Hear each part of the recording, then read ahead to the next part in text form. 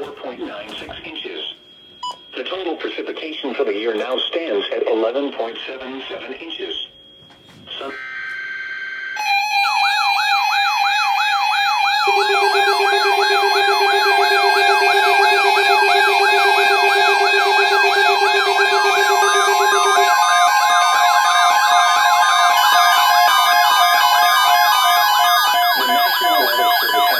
Tornado watch number 69, effective until midnight Eastern Daylight Time Thursday.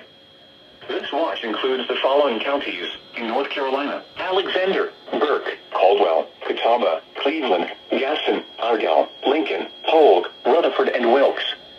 Remember, a tornado watch means the conditions are favorable for the development of severe weather, including tornadoes, large hail, and damaging winds in and close to the watch area. While severe weather may not be imminent, persons should remain alert for rapidly changing weather conditions and listen for later statements and possible warnings. Stay tuned to NOAA weather radio, commercial radio and television outlets, or internet sources for the latest severe weather information. Repeating, Tornado Watch number 69 has been issued until midnight Eastern Daylight Time Thursday for the following counties in North Carolina: Alexander,